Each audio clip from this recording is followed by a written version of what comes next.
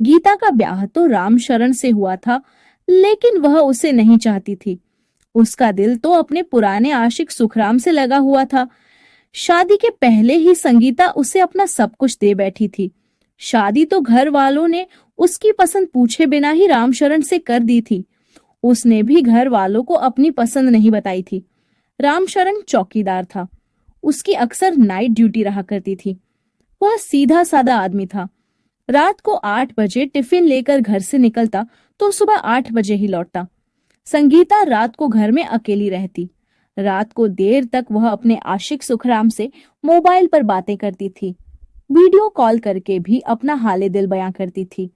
आशिक सुखराम संगीता के मायके वाले गांव में रहता था। कभी कभार वह संगीता से मिलने आया करता था। वह पूरी रात वहीं गुजारता, ऐश करता और सुबह चला जाता। ऐसा कई महीने तक चलता रहा। संगीता के पड़ोसियों में सुखराम को लेकर खुसुर फुसुर हुआ करती थी। कोई पूछता तो संगीता कह देती, मेरे सुक्खू भैया हैं, कभी कभार मिलने आ जाते हैं। पड़ोसी इतने नादान नहीं थे। उन्हें शक हो गया था कि चुपचाप रात को आने वाला भैया नहीं, बल्कि सैया है। कई औरतें इस बारे में खूब रस ले लेकर बातें किया करती थीं।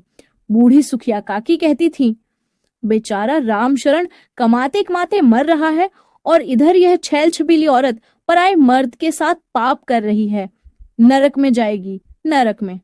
कह देती हूँ कि एक दिन भुगतेगी। मैंने दुनिया देखी है। पराया मर्द किसी का सगा हुआ है क्या? रस लेकर छोड़ देगा। आजकल तो लोग हत्या भी कर देते हैं। कोई बताओ रे, बेचारा रामशरण इस पाप लीला से अनजान है अभी तक। जब रामशरण से किसी ने कुछ नहीं बताया तो एक दिन सुबह सुखिया काकी ने ही हिम्मत दिखाई। उन्होंने काम से लौट रहे रामशरण को अपने घर के पास रोक लिया और पूछा, आ गए बेटा? हाँ काकी, कैसी हो? मैं तो ठीक हूँ बेटा, तुम अपनी सुनाओ। खड़ी कर दो साइकिल, आओ बैठ जाओ, थोड़ा सुस्ता लो। रामशरण जाकर सुखिया काकी के घर में बैठ गया। कल रात को तुम्हारा साला आया था, तुमसे मुलाकात हुई कि नहीं? वह अक्सर रात को आता है, सुखिया काकी ने बताया। मुझे कुछ नहीं पता काकी, मेरा कोई साला नहीं है। मेरी पत्नी संगीता अपने माता पिता की एकलौती औलाद है। मैं उससे पूछूंगा कि कौन आता है। रामशरण को शक हुआ। लेकिन बेटा, मेरा नाम मत लेना। मुझे तो लगता है कि तुम्हारे साथ धोखा हो रहा है। बुरा मत मानना, लेकिन मुझे तुम्हारी औरत का चाल चलन ठीक नहीं लगता। रामशरण घर गया। पहले तो उसके मन में आया कि वह संगीता से पूछे कि कौन आता है, लेकिन बाद में उसने सोचा कि वह खुद ही पकड़ेगा। पूछताछ करना ठीक नहीं होगा। उसी दिन रामशरण ने मोहल्ले के एक लड़के से बात की। राजू, मेरे घर की देखभाल किया कर। पता चला है कि कोई आता है। आपको आज पता चला है? वह तो कई महीने से आ रहा है। चाची कहती हैं कि वह उनका भैया है। अब वह दिखाई पड़ गया तो आपको फोन करूंगा। आप खुद ही पूछ लेना कि वह कौन है। कोई गलत आदमी होगा तो उसकी कुटाई की जाएगी तबीयत से। राजू बोला। समय गुजरता गया। एक रात रामशरण का फोन बज उठा। उसने देखा कि राजू का फोन है। उसने कहा, हाँ राजू बोल, क्या बात है? चाचा, कुछ देर पहले ही वह आदमी आपके घर आया है, आ जाओ जल्दी से। ठीक है बेटा, आता हूँ। कुछ देर में रामशरण घर पहुंच गया और उसने दरवाजा खटखटाया। कौन है? अंदर से संगीता की आवाज आई। मैं हूँ, दरवाजा खोलो, रामशरण बोला। यह सुनकर संगीता घबरा गई। उसने सुखराम को जल्दी से पलंग के नीचे छिपाया और फिर जाकर दरवाजा खोला। आज रात को ही कैसे आ गए? संगीता ने पूछा। ब्लड प्रेशर की दवा भूल गया था, वही लेने आया हूँ। रुको, मैं ला देती हूँ। नहीं, रहने दो, मैं दवा यहीं खाऊंगा। ये कहकर रामशरण अंदर चला गया। संगीता दवा और पानी लेने चली गई। इधर रामशरण ने तंबाकू रगड़ना शुरू कर दिया। यह क्या, आए हो दवा खाने और तंबाकू खाने लगे? तंबाकू खाते हो इसीलिए ब्लड प्रेशर बढ़ता है। फेंको तंबाकू और दवा खाओ, संगीता बोली। लेकिन रामशरण तंबाकू रगड़ता ही रहा। तंबाकू तेज था। उसने तंबाकू हथेली पर जोर से ठोका तो उसकी जार से पलंग के नीचे छिपे सुखराम को खांसी आ गई। अब तो संगीता को काटो तो खून नहीं। वह बुरी तरह घबरा गई। कौन हो भाई, कहाँ छिपे हो, सामने आओ, रामशरण ने कहा। जब सुखराम नहीं निकला तो रामशरण ने उसे खींचकर निकाला और पूछा, कब से यह खेल चल रहा है? घबराहट के मारे सुखराम कुछ बोल नहीं सका। घबराओ नहीं, बोलो, मैं मारपीट नहीं करूंगा भाई, रामशरण बोला। फिर भी सुखराम कुछ नहीं बोल पाया।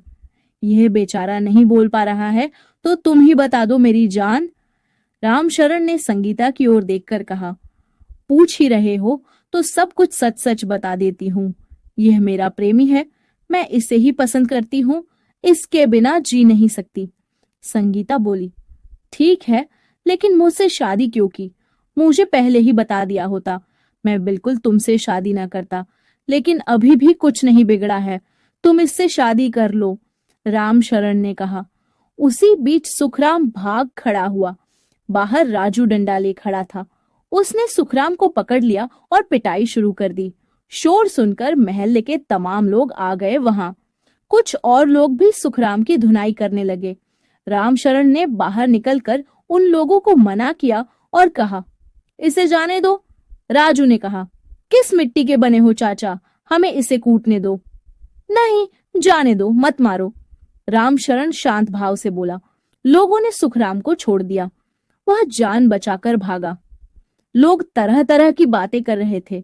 ज्यादातर लोग रामशरण की हंसी उड़ा रहे थे, उसे डरपोक और नामर्द कह रहे थे।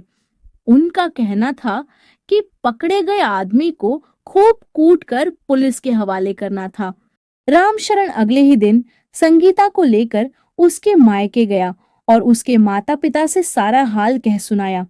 इतना ही नहीं, उसने पंचायत बैठा दी और कहा, मैं संगीता की शादी सुखराम से करा देना चाहता हूँ, इससे मेरी नहीं निभेगी, उसे बुलाया जाए। पता लगाया गया तो सुखराम घर में मिल गया। कुछ लोग उसे पंचायत में खींच लाए। मुखिया गजाधर काका ने सुखराम से पूछा, क्या तुम संगीता से ब्याह करोगे? मैं क्यों ब्याह करूं? मेरे जैसे इसके कई यार होंगे। बुलाती थी तो चला जाता था। जब यह अपने पति की नहीं हुई तो मेरी क्या होगी? यह तो मुझसे अपने पति को मरवाने की बात कहती थी। अच्छा हुआ कि मैं हत्या के पाप से बच गया, सुखराम बोला। सुखराम की यह बात सुनकर पंचायत सन्न रह गई। रामशरण ने कहा, अब मैं कुछ नहीं कर सकता, मैं तो दोनों की शादी कराने आया था। अब मैं इस औरत को नहीं रख सकता। मेरी कोई गलती हो तो आप लोग बताएं। मुखिया ने कहा, तुम ठीक कह रहे हो, तुम्हारा कोई कसूर नहीं है। ये झूठे प्यारवार का चक्कर ही बहुत खराब है। यह हमारे देश में, समाज में तेजी से बढ़ रहा है। इसके चलते हत्याएं हो रही हैं। समाज को जागना होगा, वरना बच्चों की इसी तरह जिंदगी बर्बाद होगी। मैं बहुत चिंतित हूँ, यह समस्या कैसे दूर होगी? क्या हमारे लड़के लड़कियां इसी तरह नाक कटाएंगे? संगीता बहुत रोई गिड़गिड़ाई, लेकिन रामशरण उसे अपने साथ नहीं ले गया। संगीता अपने मायके में रहकर मेहनत मजदूरी करने लगी।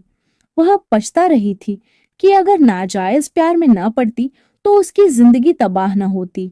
दोस्तों, अगर आपको हमारी कहानी पसंद आई हो तो कमेंट करके जरूर बताइए। अगर आप चैनल पर नए हैं तो सब्सक्राइब जरूर करें। धन्यवाद।